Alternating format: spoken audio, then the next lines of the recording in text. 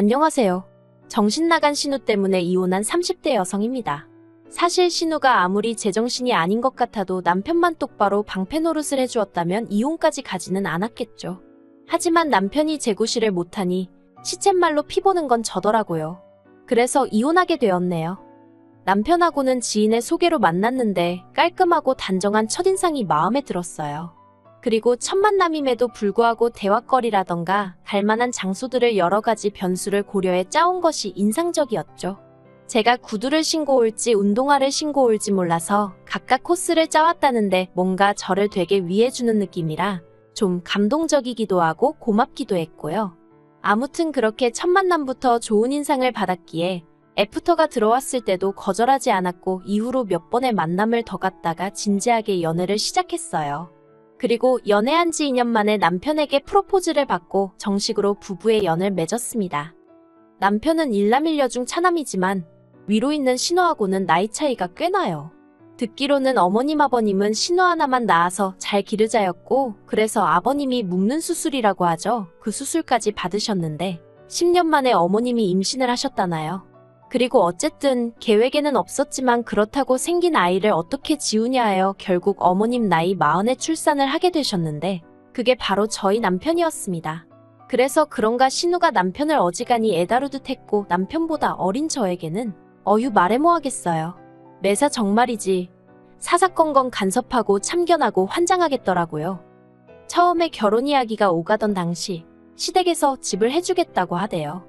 그리고 이 약속을 믿은 저희 친정에서는 본격적으로 결혼 준비를 해나가는 과정에서 제법 큰 금액의 현찰 예단을 건넸는데 이후로 황당한 이야기를 듣게 되었어요.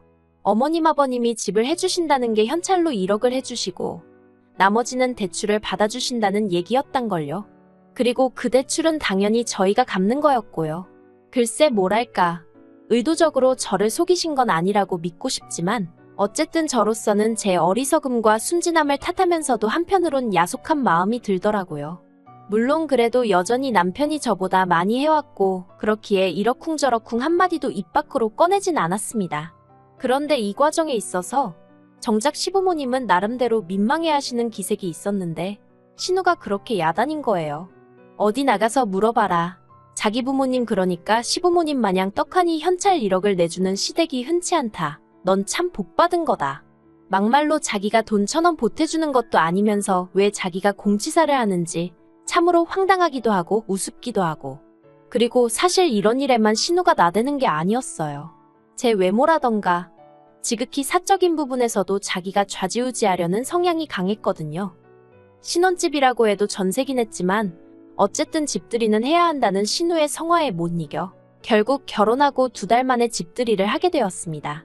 신우는 이때도 자기는 집들이 때 일가 친척들을 다 불러야 했는데 저는 시부모님과 자기 식구만 초대를 하니 얼마나 좋냐며 복 터졌단 소리를 해대고 난리였어요.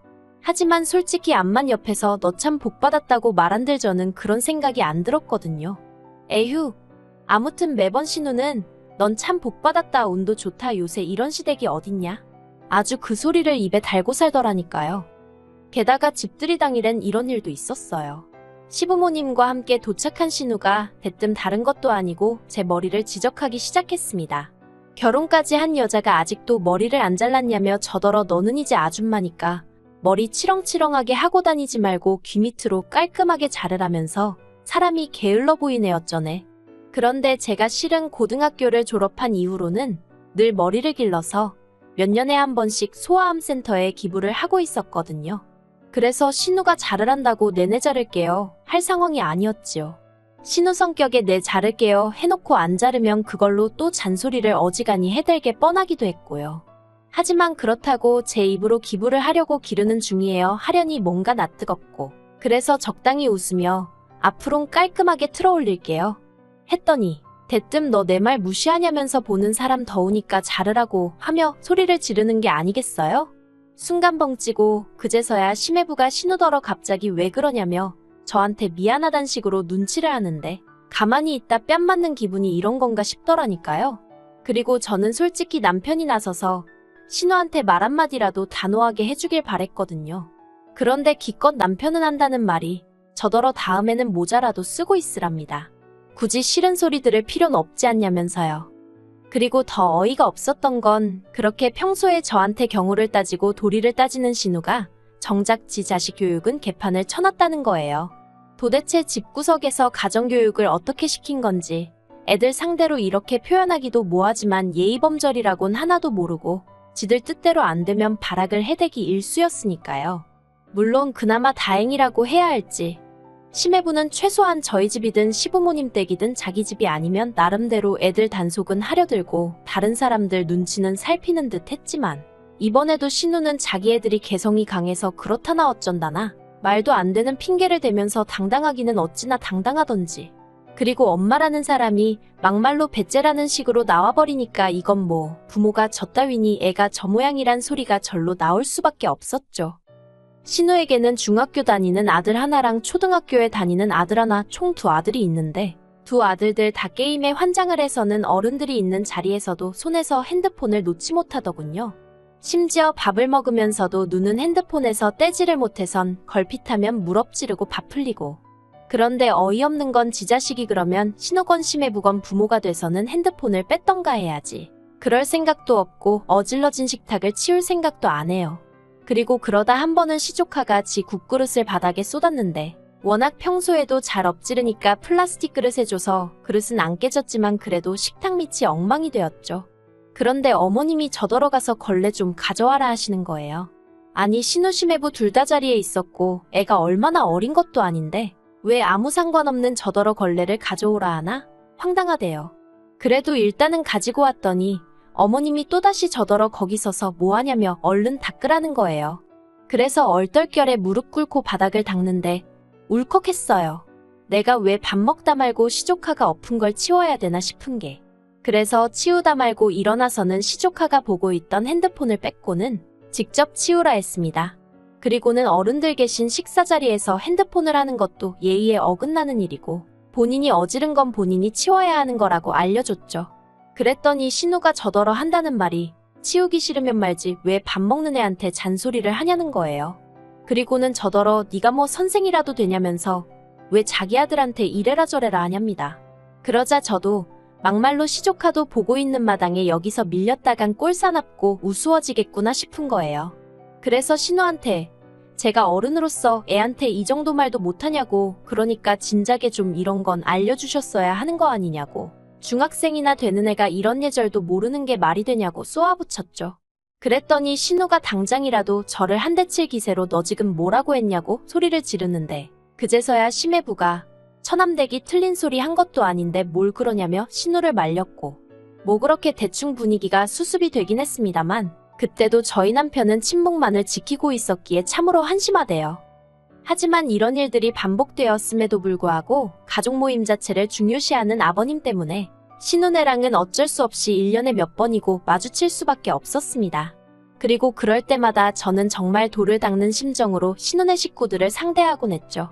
하지만 결국 지렁이도 밟으면 꿈틀한다는 말처럼 저도 더는 참을 수 없어서 폭발하고 말았으니 그건 결국 신우의 오지랖 때문이었어요. 이 일로 이혼을 하게 된 것도 사실이고요. 사실 제가 남편과 결혼하던 당시 시부모님께서 말씀하시기를 재산은 없다고 하셨어요.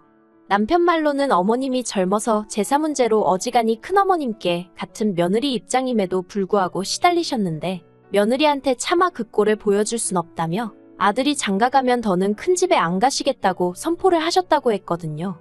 그래서 결혼 전부터 결혼하고 나면 명절 때 시댁에서 하루, 친정에서 하루 이렇게 보내기로 했었고 실제로 처음 2, 3년은 그렇게 보냈어요.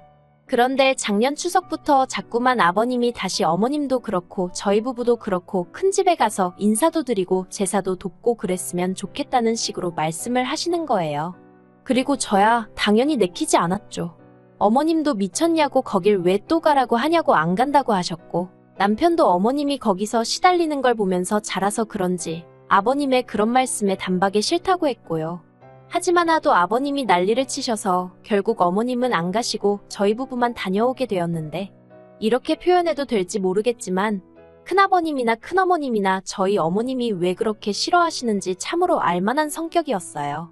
큰 집에 도착하기가 무섭게 저를 부엌으로 데려가시더니 앞치마 주시고 솔직히 저도 그 집에 갈 때는 일을 하게 될 거라는 어느 정도의 각오가 되어 있던 건 사실이에요.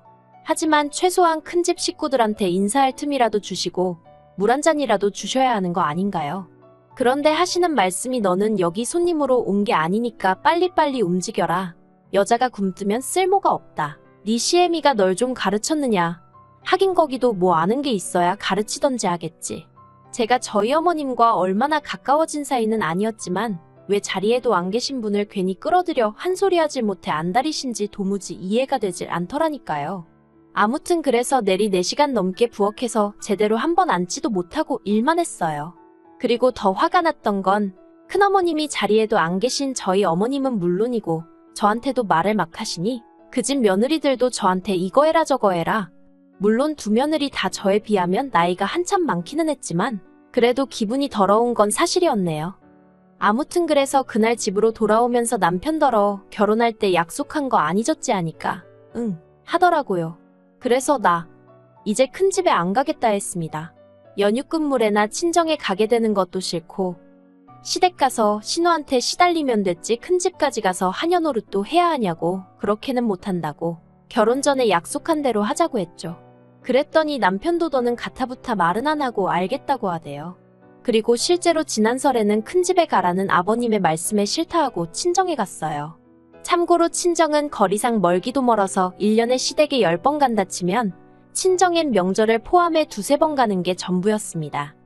아무튼 저희가 큰 집에 안 갔더니 아버님은 큰 집에 당신 체면이 안 선다고 죽어도 가기 싫다고 눈물까지 보이시는 어머님을 저희를 대신하여 기어이 끌고 가셨던 모양입니다. 그리고 그렇게 가신 어머님은 큰어머님의 며느리들하고 같이 제사 준비를 하셨다대요.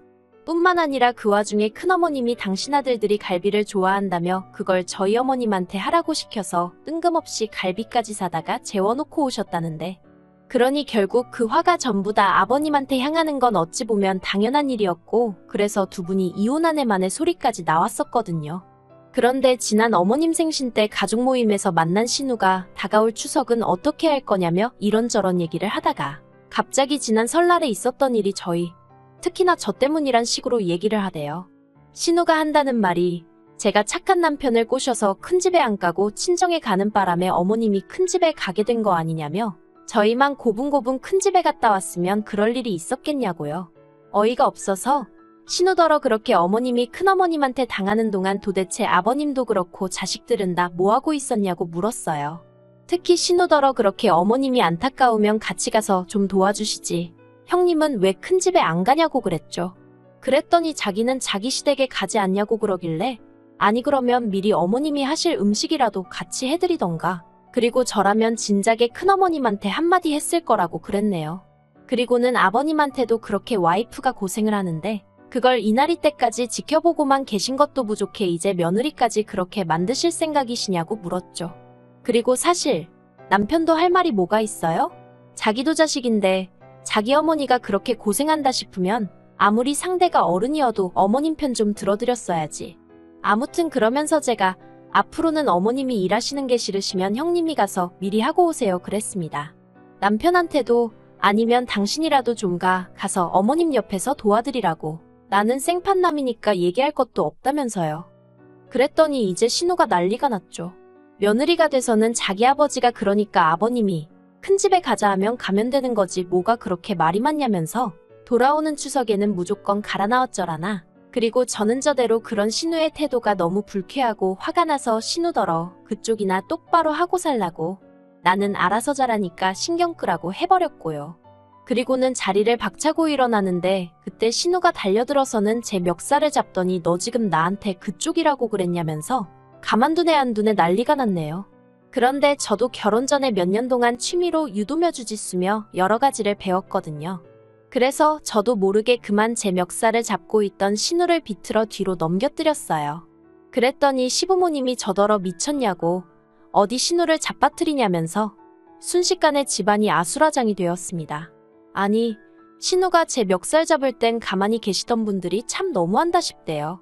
그래서 그냥 엎어져서 울고 있는 신우랑 그 신우 달래면서 저한테 욕을 해대는 시부모님들을 뒤로하고 먼저 시댁 현관문을 나섰습니다. 그랬더니 제 뒤통수에다 대고 아버님께서 너 같은 며느리 다시는 꼴도 보기 싫다면서 2번 다시 이 집 구석에 오지 말라더군요. 그래서 내내 올해도 안 와요 하고 나왔죠. 혼자 운전하면서 집에 오는데 뭔가 후련하면서도 눈물이 났어요. 이유가 뭘까 생각을 해보니 또 아무 액션도 취하지 않고 어정쩡하게 서서 저만 바라보고 있던 남편 때문이란 걸 깨닫게 되었죠. 다정하고 상냥해서 이 사람하고는 평생 다툴 일 없이 오손도손 알콩달콩 살겠구나 싶었는데 생각해보니까 저한테만 그런 게 아니다 보니 남자가 돼서는 뭐 하나 제대로 결단을 내려주는 법이 없단 걸 느꼈고 더는 이런 인간하고는 못 살겠구나를 깨달았네요. 그래서 결국 남편더러 이혼하자 했고 이번에도 남편은 아무것도 하지 않았어요. 그저 미안하다 알겠다 그 말만 할 뿐이었죠. 그런데 황당하게도 이혼 서류 접수하고 그 이야기가 신우 귀에도 들어갔는지 신우에게 연락이 왔습니다. 그리고 신우가 한다는 말이 제가 자기에게 한 모든 걸 용서할 테니 자기는 저에게 바라는 게 없다며 그저 어머님 아버님에게 상냥한 며느리가 되어줬으면 한다고. 그러니 이혼은 하지 말고 내 동생이랑 잘 살아봐. 솔직히 올케한테 내 동생 정도면 분에 넘치고 올케 진짜 복 받은 거라니까 라는 헛소리를 또 하대요. 미친 복 같은 소리 한다고 제대로 똥 밟은 기분이라고 했습니다. 세상에 똥 밟고도 복 받았다 하는 정신 나간 엑스도 있느냐고 한마디 하곤 더는 전화하지 말라 했어요. 어휴, 이제 내일이면 저는 완전히 자유예요. 아싸.